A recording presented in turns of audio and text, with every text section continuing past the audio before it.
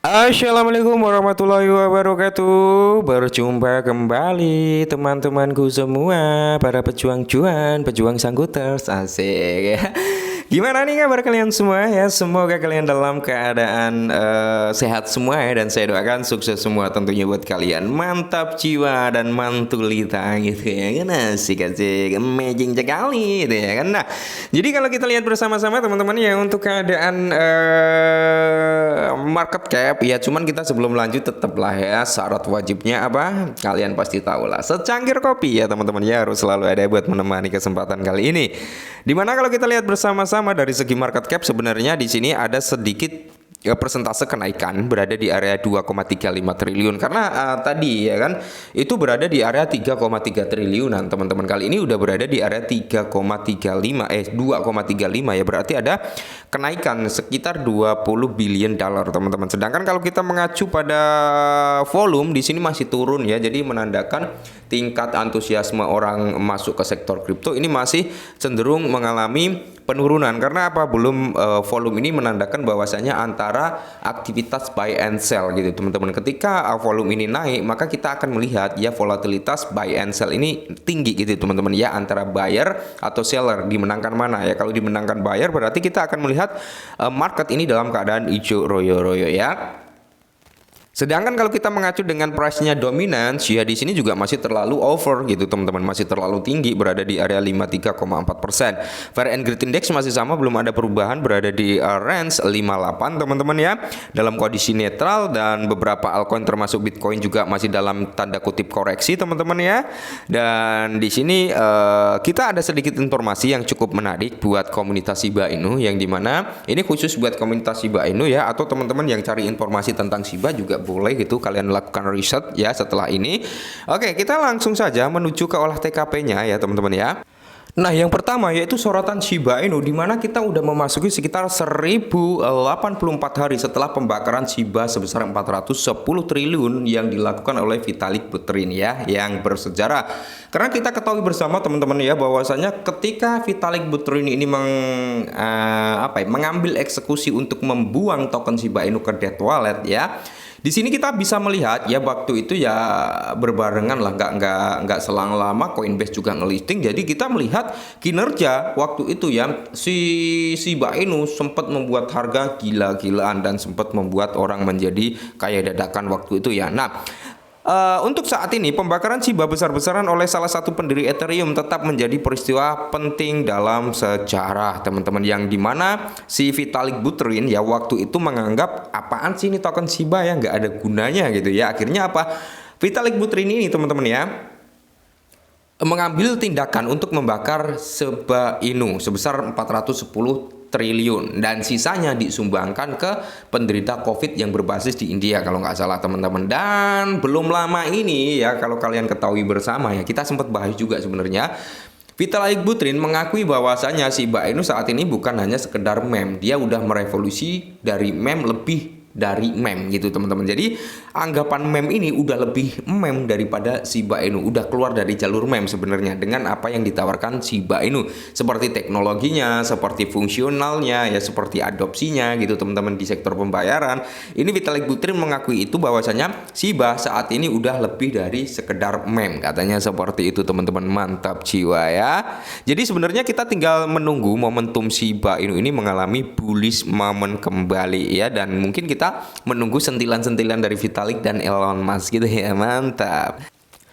Dan yang berikutnya teman-teman, di mana Shiba Inu akan menghapus nol kembali. Shiba sebesar 110 triliun memegang kunci lonjakan harga 100%. Mantap jiwa ya, kill 10 udah mantap. Nah, Shiba lebih tinggi sebesar 8% dalam 24 jam terakhir, mencerminkan rally koin anjing berbasis Shiba Inu, yang dimana mungkin berada di ambang terobosan signifikan dalam pergerakan harga, dengan ambang batas Shiba sebesar 110 triliun yang menjadi kunci bagi harga Shiba untuk menggandakan nilainya. Nah, jadi menurut indikator harga Impulse Into the Block teman-teman, sekitar 110,27 triliun dibeli oleh 327.200 alamat Shiba Inu antara kisaran harga 26 dan area 51 dengan harga rata-rata yaitu di area 34 teman-teman. Ini cukup dekat dengan kisaran harga Shiba Inu saat ini, yang dimana ketika Shiba Inu ini mampu bertahan di atas level 34 teman-teman, maka di sini potensi Shiba Inu untuk mengalami rally jauh lebih tinggi lagi ini terbuka lebar.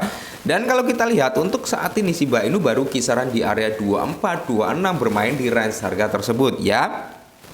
Nah, ini menyiratkan bahwa lebih dari sekitar 327.000 alamat memerlukan Shiba untuk meningkatkan menjadi di area 0,5 untuk mencapai titik impasnya teman-teman. Nah, jadi kalau kita lihat dari data Intent the Block ya, area-area pembelian daripada Shiba Inu ya kisaran di area 34-an, di mana meskipun 110 triliun token Shiba menghadirkan penghalang yang kuat, mereka juga memegang kunci potensi lonjakan nilai. Jika diambil dari harga Shiba Inu saat ini, lonjakan kisaran 0,40 di belakang koma dengan kepala 5 mewakili peningkatan nilai Shiba sebesar 100%. Apa yang membuat ambang batas ini lebih signifikan adalah bahwa penembusan yang berhasil di atasnya berpotensi menghapus angka 0 kembali dari harga Shiba saat ini. Di samping ambang batas 110 triliun Shiba terdapat kisaran di mana 37,13 triliun Shiba dibeli oleh paus sekitar 126,520 ribu alamat di atas titik harga 51 ya teman-teman ya. Nah, kemungkinan besar teman-teman kalau Shiba Inu ini bisa jebol gitu ya di area 34 dengan 40 di belakang koma, maka Shiba Inu ini agar berpotensi segera menyentuh di range harga kepala 5. Nah, ketika kita melihat aktivitas antara buyer and seller nanti ketika di kepala 5 teman-teman ya, dan dia mampu mempertahankan level kepala 5, ini menandakan bahwasanya potensi rebound yang jauh lebih tinggi lagi itu terbuka lebar sampai kill 10 ya. Dan semoga hal tersebut bisa terjadi di pertengahan tahun 2024 teman-teman ya. Nah, ketika kill 10 itu bisa terjadi di pertengahan 2024 atau di kisaran bulan 8, bulan 7 gitu teman-teman ya. Itu notabene teman-teman ya, di tahun 2025 ketika kita masuk di puncak bull run, harga daripada Shiba Inu ini yang notabene gini ya, ini hanya sekedar contoh sih, jangan ditelan mentah-mentah ya. Ketika semisal di bulan 8 nih Shiba Inu berada di kepala 1 dengan 30 di belakang koma ya kan. Nah, itu bisa mempertahankan level tersebut, dan ketika dia masuk di puncak bull run teman-teman ya, kita akan melihat kinerja harga Shiba Inu yang jauh lebih signifikan kembali ya. Syukur-syukur bisa kill 10 kembali. Kalau tidak bisa kill 10, setidaknya dia akan berada di atas kepala 1 ya, entah nanti di area 19 atau di area 2 atau di area 3 gitu teman-teman ya. Setidaknya Shiba Inu bisa di area tersebut. Nah, jadi buat teman-teman semua untuk saat ini ya, tetap semangat lah, jangan loyo gitu teman-teman ya.